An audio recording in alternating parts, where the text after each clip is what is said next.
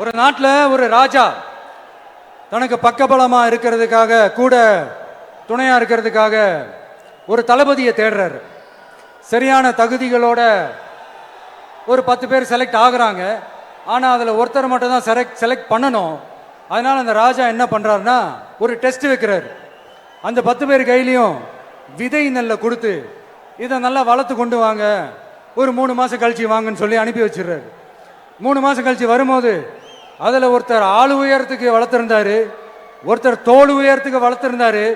அதில் ஒரு 9 பேரும் நல்லா வளர்த்து கொண்டு வந்திருந்தாங்க. ஒருத்தர் மட்டும் வெறும் தொட்டியோடவே வந்தார். என்னன்னு கேட்டதுக்கு, நானும் தண்ணி ஊற்றி ஊற்றி பார்க்குறேன், உரம் வச்சு வச்சு பார்க்குறேன், வளரவே மாட்டேங்குது ராஜா, என்ன பண்ணுறதுன்னு தெரியலன்னு சொன்னதுக்கு ராஜா அவரை கட்டி அணைச்சிக்கிட்டு, இனிமே நீதான் என்னுடைய தளபதி, எல்லா அதிகாரமும் உனக்கு தான் சொன்னார். ஏன்னா அந்த 10 பேர் கையிலையும் ராஜா கொடுத்தது அவித்த விதை நெல், அது முளைக்கவே முளைக்காது. அந்த 9 திருட்டு பயலும் என்ன பண்ணியிருக்காங்கன்னா வேற விதை நெல்ல வாங்கி அதை வளர்த்துட்டு ராஜாவையும் மக்களையும் ஏமாத்திருக்கிறாங்க. ஆனா இவர் மட்டும் உண்மையை போட்டு உடைச்சிட்டார். அதனால ஒரு நாட்டுக்கு திறமை எந்த அளவுக்கு முக்கியமோ அந்த அளவுக்கு உண்மையும் நேர்மையும் முக்கியம். இப்போ நீங்க எல்லாரும் தான் அந்த ராஜா. நீங்க தேர்ந்தெடுக்க போற அந்த தளபதி